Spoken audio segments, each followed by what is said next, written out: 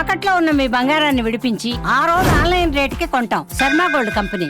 నమస్కారం. Temple tour with Gitanjali కార్యక్రమానికి స్వాగతం.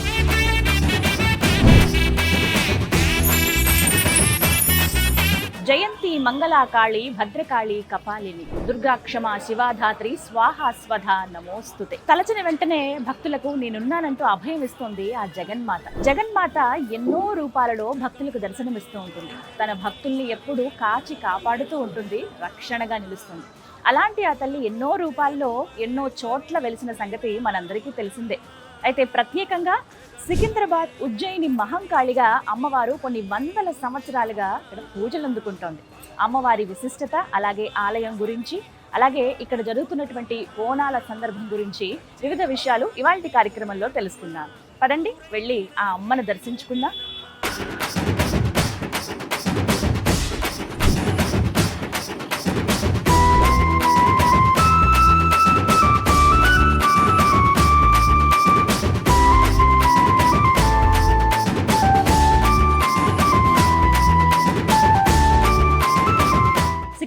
ఉజ్జయిని మహంకాళి అమ్మవారి దేవాలయం అంటే తెలియని వాళ్ళు ఎవ్వరూ ఉండరండి. అయితే ఎప్పుడైతే మనం కొంచెం ఆ రోడ్ సైడ్ వచ్చేస్తామో అక్కడి నుంచి అమ్మవారి ఆకర్షణ అలా మనల్ని లోపలికి లాక్కొస్తుందని అనుకోవాలి. ఎప్పుడెప్పుడు అమ్మని చూద్దామనే కుతూహలం మనకు పెరిగిపోతూ ఉంటుంది. అక్కడి నుంచి ఒక మెయిన్ కమాన్ మీకు చూపిస్తాను. ఇది మెయిన్ ఎంట్రన్స్ అనమాట. సింపుల్ అడ్రస్ గూగుల్ మ్యాప్లో పెట్టేసుకుంటే చక్కగా వచ్చి స్వయంగా నేరుగా అమ్మవారి ఆలయం ముందే మనం దిగిపోవచ్చు అనమాట. కాకపోతే బోనాల సందర్భంలో అయితే రష్ ఉంటుంది కాబట్టి అక్కడి నుంచి బారికేడ్లు వేయటము, క్యూ లైన్లు అనేవి ఏర్పాటు చేశారు. మీకు అవి చూపిస్తాను. అలాగే ఇంకొంచెం ముందుకు వచ్చాక ఇదంతా కూడా ఒక బజార్ అనమాట. ఈ బజార్ లోపల ఇంకా లోపలికి వస్తే అమ్మవారి గుడి ఉంటుంది. ఇక్కడే మొత్తం అన్ని కూడా ఏర్పాట్లన్నీ చేసి ఉంచారు. రంగురంగులుగా తీర్చిదిద్దారు ఆలయాన్ని, ఆలయ ప్రాంగణం అంతా కూడా. ఇక్కడి నుంచి చూడొచ్చు. మీరు లోపలికి అలా వస్తూ ఉంటే ఇటుపక్క అటుపక్క మీకు అమ్మవారి దర్శనానికి వెళ్ళే వాళ్ళు పూజా సామాగ్రి ఏమన్నా తీసుకోవాలి అని అనుకుంటే ఇక్కడే తీసుకోవచ్చు అనమాట. నేను ఒక 4 అడుగుల దూరంలో ఉన్నాను అమ్మవారి దేవాలయానికి. ఇక్కడే మనకు కావాల్సిన పూజా సామాగ్రి అంతా తీసుకుని వెళ్దాం, రండి.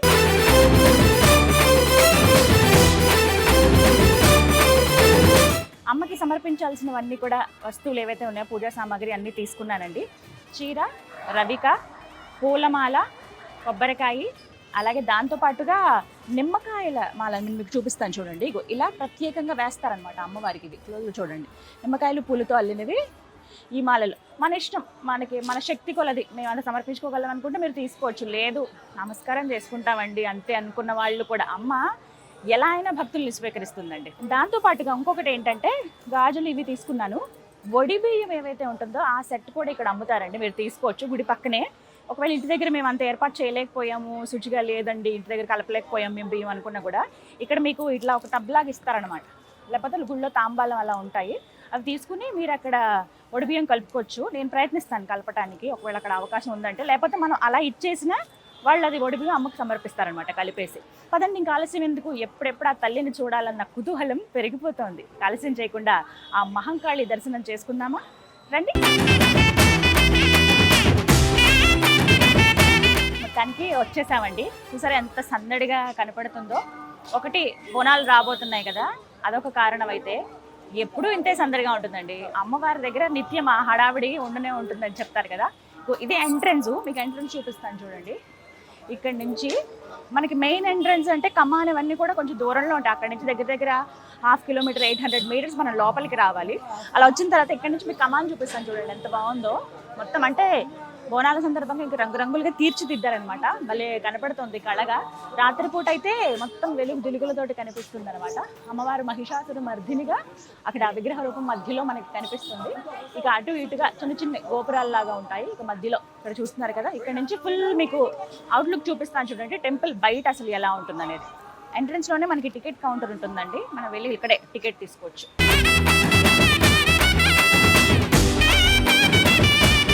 ప్రధాన ఆలయంలోకి అడుగుపెట్టగానే 215 సంవత్సరాల చరిత్ర కలిగినటువంటి వేప వృక్షం మనకు కనిపిస్తుందండి.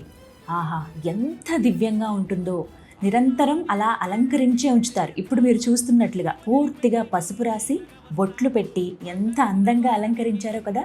పూలమాలలు వేశారు. సాక్షాత్తుగా అమ్మ స్వరూపమే ఈ వేప వృక్షం. మీరు వచ్చినప్పుడు ఒకసారి తడిమి అమ్మకి నమస్కరించుకుని వెళ్ళండి.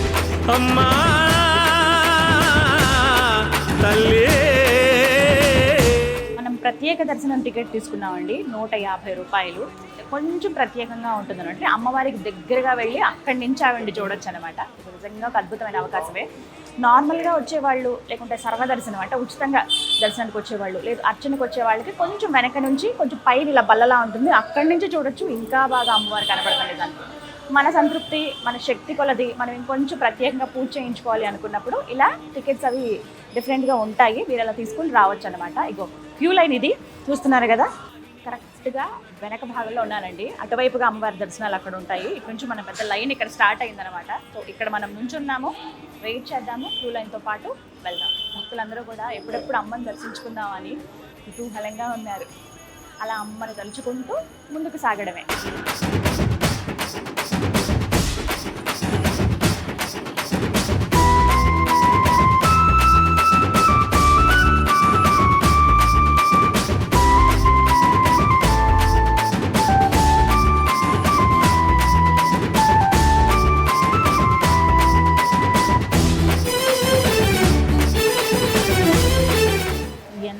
చక్కటి దర్శన భాగ్యం అండి. అస్సలు ఊహించలేదు నిజంగా. అమ్మవారు ఎంత దివ్యంగా ఉన్నారంటే, ఇంకా అలా మీరు గమనించే ఉంటారు. క్యూ లైన్లో కొంతసేపు వేచి ఉన్నాను. సాధారణంగా వెళ్తాము ఇలా షూట్కి అని అంటే ముందుగా తీసుకెళ్తారు, వెళ్ళి డైరెక్ట్గా అమ్మని చూడొచ్చు. అలా కాదు, అమ్మ కోసం వచ్చినప్పుడు మనం వేచి చూడాలని అంటారు. వేచి చూసిన తర్వాత దొరికేటువంటి ఆ దర్శనం ఇక నా భూతో నా భవిష్యత్తు అలా ఉంటుంది. అంటే ప్రతిసారి అంతే కొత్తగా అనిపిస్తుందట అమ్మవారి దర్శనం. నిజమే అది.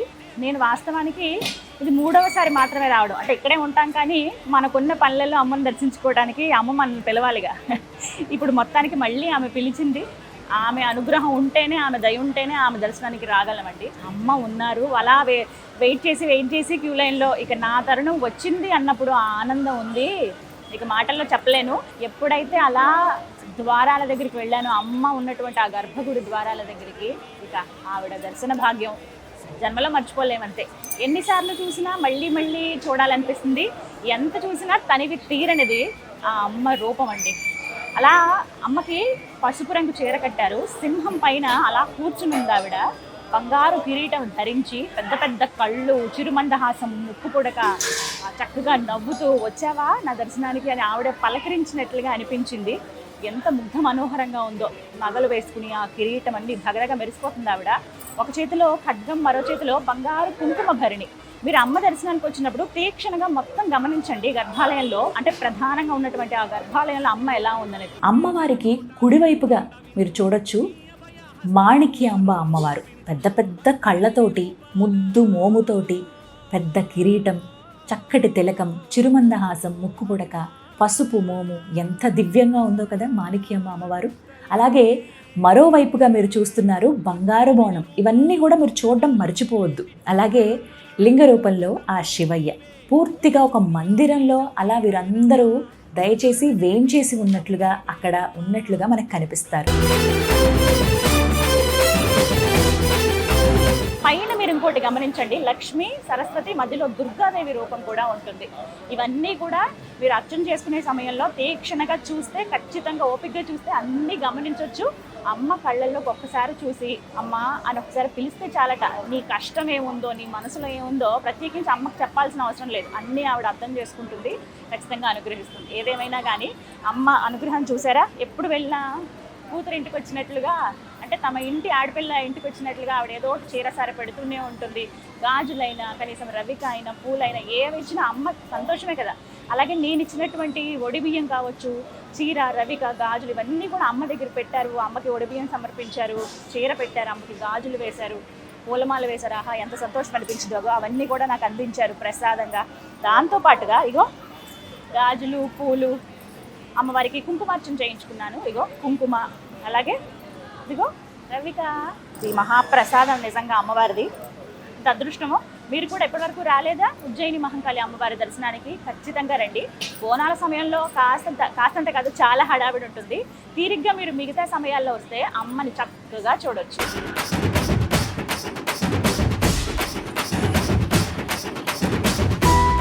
అమ్మవారిని దర్శనం చేసుకున్న తర్వాత ఒకసారి మీరు గర్భాలయం చుట్టూ ప్రదక్షిణ చేస్తే అష్టాదశ శక్తి పీఠాల్లో కొలువై ఉన్నటువంటి అమ్మవార్లను దర్శనం చేసుకున్నట్టే. ఎందుకు ఈ మాట అంటున్నానంటే ఒకసారి వీక్షించండి. మనకి ఫోటో ఫ్రేమ్స్ రూపంలో శ్రీలంకలో ఉన్నటువంటి శాంకరి అమ్మవారి నుంచి మొదలుకొని కాశ్మీరేతు సరస్వతి అంటారు కదా, ఆ విధంగా అమ్మవారి ఎదురుగుండా రాజమాతంగి అమ్మవారిని కూడా తప్పక దర్శించుకోండి. చిన్న మందిరంలో ఒక దివ్యమంగళ రూపంతో అమ్మ ఇక్కడ దర్శనమిస్తూ ఉంటుంది. రాజమాతంగిగా భక్తులందరూ అమ్మవారిని ఇక్కడ కొలుస్తారు. ఎవరైతే భక్తులు అమ్మవారికి బోనాలు సమర్పించదలుచుకున్నారో వారంతా తీసుకొచ్చి అమ్మకి సమర్పించేది ఈ ప్రదేశంలోనే. అంతేకాదు రాహుకాల దీపాలు కావచ్చు, అలాగే విశేషమైనటువంటి పూజలు ఇక్కడ అమ్మవారి ముందే జరిపిస్తారు. సరిగ్గా ఆ మహంకాళి అమ్మవారి దివ్య మంగళ రూపం కనిపిస్తూ, అలాగే ఆ అమ్మవారి చూపు వారిపైన పడుతుంది, ఆ అనుగ్రహం కలుగుతుందనేది భక్తుల నమ్మకం. సరిగ్గా ఇక్కడే ఈ ప్రదేశంలో ఇంకొక విశేషం కూడా ఉంది. జోగిని స్వర్ణలత రంగం ఎక్కి భవిష్యవాణి చెప్పేది ఇక్కడే. పచ్చి కొండపైన నిలబడి అమ్మవారే సాక్షాత్తు ఆవిడలోకి ఆవహించిన తర్వాత ఆవిడ పలికేటువంటి మాటల కోసం ఎంతమంది భక్తులు ఎదురు చూస్తారో కదా. ఆదివారం ఎప్పుడైతే బోనాలు పూర్తవుతాయో ఆ తర్వాతి రోజు రంగం ఉంటుంది. ఎంత అద్భుతమైన ఘట్టమో, భక్తులతో స్వయంగా అమ్మ మాట్లాడేటువంటి ఘట్టం అది. ఎన్ని జన్మల పుణ్యమో కనీసం ఆ రంగం జరుగుతున్నప్పుడు ఆ పరిసర ప్రాంతాల్లో ఉంటేనే అందరికీ ఏదో శక్తి ఉత్పన్నమైనటువంటి ఒక భావన కలుగుతుందండి. మామూలుగానే అమ్మ ఆలయాల్లో ఎప్పుడూ మనం అది అనుభవిస్తాం, కానీ ఆ రంగం జరిగేటప్పుడు మాత్రం ఒక దివ్యమైన అనుభూతి. నిజానికి బోనాలప్పుడు ఎంతో హడావిడిగా ఉంటుంది ఉజ్జయిని మహంకాళి అమ్మవారి దేవాలయం. చాలామంది పూర్తిగా దేవాలయాన్ని వీక్షించలేకపోయామే, దర్శించలేకపోయామే, ఎక్కడెక్కడ ఎలా ఉందో, ఏ ప్రదేశంలో ఏంటో అని చూడలేకపోయామని అనుకుంటారు. నా మాట అయితే ఒక్కటి చెప్పాలనుకున్నాను. మీరు నిజంగా అమ్మవారి ఆలయం పూర్తిగా అణువు చూడాలి, అమ్మ దగ్గర కాసేపు కూర్చోవాలనుకున్న వాళ్ళైతే బోనాల సమయంలో వచ్చి బోనాలు సమర్పించి వెళ్ళినా తర్వాత, అంటే శ్రావణ మాసంలో కావచ్చు, ఆశ్వేజ మాసంలో కావచ్చు, అలాగే మిగిలిన సందర్భాల్లో ఎప్పుడైనా రండి. ఎంత ప్రశాంతంగా హాయిగా అనిపిస్తుందో అమ్మ ఒడిలో కూర్చున్నట్టుగా. అప్పుడైతే మీకు పూర్తిగా ఆలయం అంతా చూసిన భావన, అలాగే ఎక్కువసేపు అమ్మ దగ్గర గడిపిన భావన కలుగుతుంది.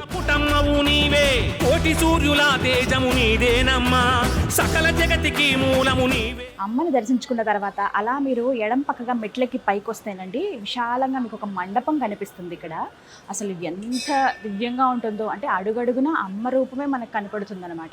అలా నడుచుకుంటూ నేను వచ్చాను. ఇక్కడ మనకి అద్దాల మండపం అని ఉంటుంది. ఒక్కసారి చూడండి అమ్మవారు అసలు ఎంత దివ్యంగా ఉన్నారో. పూర్తిగా వెనకున్నవంతా కూడా పెద్ద పెద్ద అద్దాలు, ఎటు చూసినా అమ్మ రూపం కనిపిస్తుంది అనమాట. అందులో మీకు ఆరెంజ్ వైలెట్ బార్డర్ తోటి అద్భుతమైన చక్కటి చీరతో అమ్మవారిని ఎంత దివ్యంగా అలంకరించారు. మొత్తం ఉయ్యాల ఉంది కదా, మధ్యలో ఉయ్యాలంతా కూడా అలా పరిచేశారు. అమ్మ అలా కూర్చునుందంటే ఆవిడ వచ్చి హాయిగా ఉయ్యాలలో అలా ఊగుతూ ఉన్నట్టుగా కనపడుతుంది అనమాట. చక్కటి మాల ధరింపజేశారు. ఇక్కడ అమ్మవారు చతుర్భుజాలతో కనపడుతుందండి. ఎంత దివ్యంగా ఉందో. కత్తి అంటే ముందు చేతులతో ఆవిడ కత్తి అలా కుంకుమభరణి ఖచ్చితంగా పట్టుకుంటుంది. చిన్న చిన్ని మంగళసూత్రాలు వేసుకుంది అమ్మ. వజ్రాల కిరీటం ధరించి చక్కటి మోము, కుంకుమ బొట్టు, అలాగే చిరుమందహాసంతో కళ్ళు చూడండి అలా తీక్షణగా భక్తుల్ని చూస్తూ అనుగ్రహిస్తూ ఉంది. అలా కొంచెం కిందిగా చూడండి ఎన్ని శ్రీచక్రాలు ఉన్నాయో కింద. వీటన్నిటికి కూడా అమ్మవారికి ఇక్కడ పూజ చేస్తారు కదా మహంకాళి తల్లికి. చిన్ని చిన్ని శ్రీచక్ర మేరులు అనమాట. మధ్యలో వినాయకుడు ఉన్నారు, అలాగే సాలగ్రామాలు, ఇవన్నీ కూడా కింద పళ్ళెల్లో మనకు కనిపిస్తాయి. అభిషేకాలు అవి చేసినప్పుడు కుంకుమార్చనలు కానీ అక్కడ ఉన్నటువంటి శ్రీచక్రాలకు చేస్తారనమాట. అలాగే మీరు అమ్మవారి వెనక పక్క చూడండి, ఆది శంకరాచార్యుల వారి ఫోటో ఆ ఉయ్యాలలోనే అలాగే పెట్టారు. అసలు ఆయన జన్మ నిజంగా మనందరి అదృష్టం. వారి ద్వారా మనం ఎన్ని రకాలుగా అమ్మని ఉపాసించే పద్ధతులు నేర్చుకున్నామో కదా. సింపుల్గా అంటే పండితులైన పామరులైన అసలు ఏమి ఇంకా రాని వాళ్ళు, భాష రాని వాళ్ళైనా అమ్మని ఎలా కొలుచుకోవచ్చో చెప్పింది ఆది శంకరాచార్యులు వారు అనమాట. శ్రీచక్రాన్ని స్థాపించి ఉగ్ర రూపంలో ఉన్న అమ్మవారిని శాంతి రూపంలో మనకి కనిపించేలా చేసి అనుగ్రహించేలా చేసింది కూడా వారే. మన ఎన్నో జన్మల పుణ్యఫలం అయితే కానీ ఇలాంటి దర్శనాలు చేసుకోలేమండి.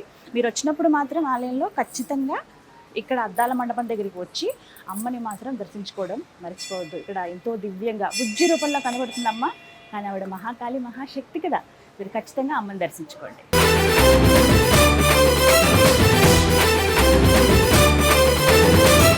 అద్దాల మండపం నుంచి కొంచెం ముందు పక్కకంటే కుడివైపుగా వెళితే అక్కడ మనకు దివ్యమూర్తులు కనిపిస్తారండి. అమ్మవార్లు ఎంత వైభవంగా ఉంటారో, పంచలోహ విగ్రహాలతోటి ప్రత్యేకంగా భలే ఆకర్షణీయంగా కనిపిస్తాయి.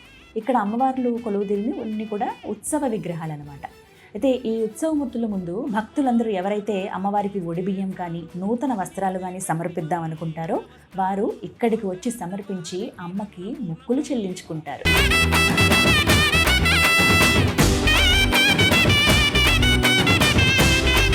హర హర మహాదేవ శంభో శంకర. ఎంత దివ్యంగా ఉన్నారో ఆ శివయ్య, ఎంత అద్భుతమో. మీరు అలా చూడండి, చూస్తూ ఉండిపోతారంటే. అమ్మవారిని దర్శనం చేసుకుని అలా మనం ఎడం పక్కగా పైకి వచ్చి అద్దాల మండపం దగ్గర అమ్మవారిని చూసి అలా ముందుకొస్తే ఇక్కడ అంటే మహంకాళి దేవస్థానంలోనే అమ్మవారి ఆలయంలోనే మీకు ఇక్కడ వీరభద్రుడు అలాగే కాళేశ్వరుడు దర్శనమిస్తారండి. ఒక్కసారి చూడండి ఆ రూపాన్ని. వీరభద్రుడు అలా నుంచుని భక్తులను అనుగ్రహిస్తూ ఉన్నారు. లింగ రూపంలో ఇక్కడ కాళేశ్వరులు మనకు కనిపెడతారు. వెండి తొడుగు వేశారండి. అసలు ఎంత దివ్యంగా ఉన్నారో. పైగా ఉన్నటువంటి వీరభద్రుల వారికి కూడా వెండి తొడుగు ఉంటుంది, అలాగే వెండి కిరీటం కొని అలా మనకి చతుర్భుజాలతో ఆయన కనిపిస్తారనమాట. అనుగ్రహమే నిజంగా. అయ్యవారిని అమ్మవారిని ఒకేసారి దర్శించుకోవాలి. అమ్మ ఉంటే అయ్య ఖచ్చితంగా ఉండాల్సిందే కదా. అంటే మొత్తం కుటుంబం అంతా ఇక్కడ మనం చూడొచ్చు. మీరు అలా ఇక్కడ నుంచి చూస్తేనండి, ముందుగా నందీశ్వరుల వారి దర్శనం చేసుకుని వారి అనుమతి తీసుకుని అయ్యా మేము శివయ్య అనుగ్రహానికి వచ్చాము అని చెప్పి ఆయన అనుమతి తీసుకున్న తర్వాత అలా మీరు ముందుకు చూస్తే బయటనే చూడొచ్చు వినాయకుడు అలాగే కార్తికేయుడు బయట అలా కూర్చుని ఉండగా లోపల ఆ శివయ్య కాళేశ్వరుడిగా వీరభద్రుడిగా భక్తులకి దర్శనమిస్తారు. ఇక్కడ ప్రత్యేకంగా సోమవారాలు కావచ్చు, అలాగే ఏమైనా విశేషమైన రోజులు ఉంటే అభిషేకాలు అవి నిర్వహిస్తారు. భక్తులు కూడా పాల్గొనొచ్చు. అమ్మ దర్శనానికి వచ్చినప్పుడు ఖచ్చితంగా ఇక్కడికి కూడా వచ్చి ఆ స్వామివారి అనుగ్రహానికి పాత్రులు కండి. హర హర మహాదేవ శంభో శంకర.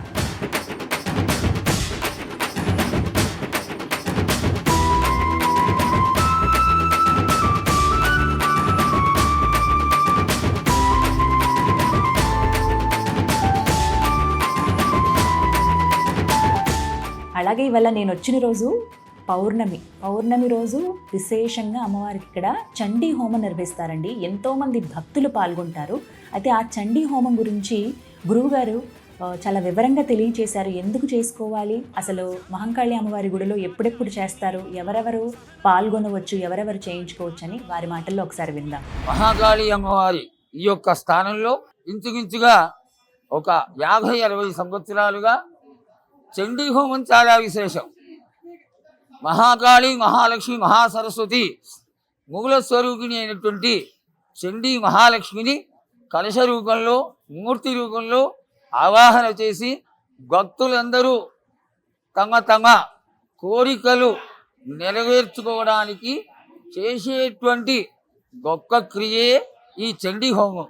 ఈ చండీ హోమం చేసినందువల్ల ఇప్పుడు నువ్వు అడిగినటువంటి ఈ యొక్క బాధలన్నీ తొలగిపోతాయి, శత్రుబాధలన్నీ పోతాయి. అలాగే వ్యాపారాభివృద్ధి జరగడానికి ఈ ప్రాంతం అంతా కూడా ఈ అమ్మవారి ఆలయంలో ఈ చండీ హోమం చేయించుకోవడానికి ఇష్టపడుతూ ఉంటారు. చండీ మాత, జగన్మాత, మహాకాళి స్వరూపిణి ఆ విశేషమైనటువంటి ఈ చండీ హోమాన్ని చాలా సంవత్సరాలుగా 50-60 సంవత్సరాలుగా ఆశ్వేజ మాసంలో వచ్చేటువంటి నవమి రోజు ఒకటి, అలాగే ప్రతి పౌర్ణమి రోజు కూడా చండీ హోమం జరగడం ఈ భాగ్యనగర ప్రజలు అలాగే ఈ లష్కర్ క్రాంతియులందరూ కూడా చేసుకున్నటువంటి ఒక సుకృతంగా భావించవచ్చు. అందరూ పాల్గొనవచ్చా అండి? అందరూ పాల్గొని అందరికీ జాతి మత కుల భేదాలు లేకుండా ఉజ్జయిని నుంచి జగన్మాత మహాకాళి అందరి వల్ల అందరి సమక్షంలో వచ్చి ఏ విధంగా అయితే ఈ ప్రాంతంలో ప్రతిష్ఠితమైందే అదే విధంగా అందరూ కూడా వారు వచ్చి సంకల్పం చేసుకొని ఇక్కడ కూర్చుంటే పూర్ణాహుతి పర్యంతం కూడా 700 శ్లోకాలతో అద్భుతంగా చండీ హోమం జరుగుతుంది. దీనిలో తారతమ్యాలు కానీ జాతి మత కుల భేదాలు కానీ ఏమీ లేవు. అందరూ అన్ని రకాల వాళ్ళు గొప్పగా చేసుకోగలిగినటువంటి ఒక హోమమే చండీ హోమం. ఇన్నేళ్లుగా మీరు అమ్మవారి సేవలో ఉన్నారు కదండి, మీకు కలిగినటువంటి అనుభవం ఏదన్నా చెప్తారా? 250 సంవత్సరాలుగా ఉజ్జయిని నుంచి ఇక్కడికి వచ్చింది అనడానికి తార్కాణమే అమ్మవారి యొక్క ముఖ్యమైనటువంటి అనుభవము, ఆశీర్వాదం. జగన్మాత ఎందుకు వచ్చింది, జగన్మాత రావడానికి కారణం ఏమిటి?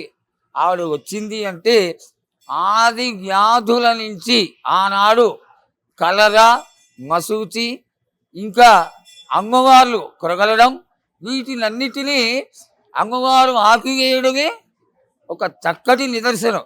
ఈనాటికి కూడా ప్రతి ఇంటి నుంచి శాఖలు తీసుకొచ్చి కోస్తారు అమ్మవారికి. అది మజ్జిగ శాఖలు కొయ్యవచ్చు, వారి వారి ఇష్టానుసారంగా ఆ కళ్ళు శాఖలు కొయ్యవచ్చు.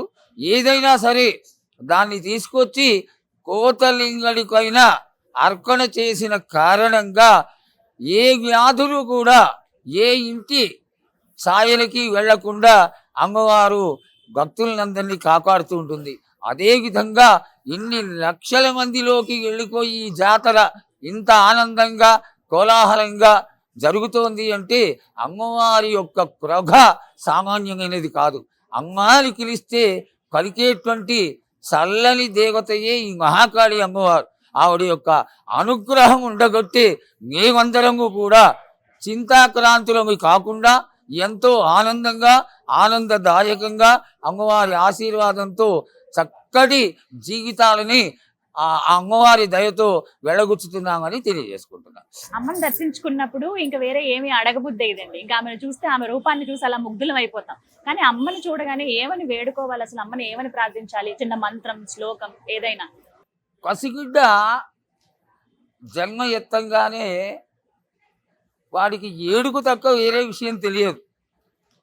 అయితే ఈ విషయాలన్నీ మాతృమూర్తి అయినటువంటి తన సొంత తల్లికి చాలా విశేషంగా గమనించేటువంటి ఒక గొప్ప జ్ఞానాన్ని ఆ జగన్మాత ఈ తల్లికి ఇస్తుంది. దీనిలో విశేషం ఏమిటి?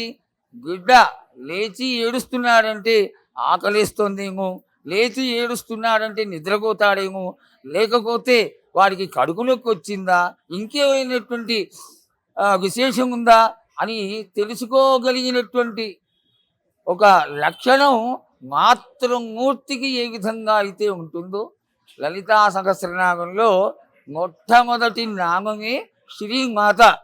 అందరికీ అమ్మ అయినటువంటి ముగ్గురంగల మూలకుటమ్మ జగన్మాత మహాకాళికి మనం ఎంతటి వాళ్ళం, మన కడుపులో ఉన్నటువంటి బాధలు కానీ కష్టాలు కానీ ఆవిడికి మనం చెప్పుకోకర్లా. నువ్వు అడిగింది చాలా చక్కటి మాతమ్మ. అమ్మని చూడంగానే ఆవిడని ఏదన్నా అడగాలి అనేది మరిచిపోతాం. మర్చిపోవడంలో నా ఉద్దేశంలో ఆవిడ మరికింక చేస్తుందేమో, ఈ బిడ్డకి నాకు అన్నీ తెలుసు కదా, మళ్ళీ పిల్లలు నన్ను అడగడం ఏమిటి, నేనే చేసి కొడతా కదా అనేటువంటి మంచి లక్షణం కలిగినటువంటి జగన్మాత మహాకాళి కొంగు బంగారమై ఈ లష్కర్ ప్రాంతాలంతా మహారాజ్ఞిగా ఏలుతున్నటువంటి జగన్మాత మహాకాళి అమ్మవారు. చాలా చక్కగా వివరించారండి. ఇది అదృష్టమే, అంటే దర్శించుకున్నా కూడా ఒక భాగ్యమే. అది హోమం జరుగుతున్నప్పుడు చూసిన ఆ ప్రాంతంలో కూర్చున్నా కూడా. అలాంటిది మీలాంటి మహాశక్తివంతులు అంటే ఎప్పటి నుంచో చూస్తూ ఉన్నాము, అమ్మవారి సేవలు అలా తరిస్తూ ఉన్నారు. ఎప్పటికీ అమ్మ దర్శనం కలుగుతూ ఉండాలి, మీ దర్శన భాగ్యం కూడా కలగాలని మనస్ఫూర్తిగా కోరుకుంటాం. నమస్కారం. చూసారుగా, అమ్మ అని పిలిస్తే చాలు కడుపులో పెట్టుకుని దాచుకునే ఆ బంగారు తల్లిని దర్శించుకున్నారుగా. ఆ తల్లి దర్శన భాగ్యం మీ అందరికీ సదా కలగాలని మనస్ఫూర్తిగా కోరుకుంటూ టెంపుల్ టూర్ విత్ గీతాంజలి కార్యక్రమంలో మరో దివ్య క్షేత్ర దర్శనంతో మళ్ళీ కలుద్దాం. శ్రీమాత్రే నమః.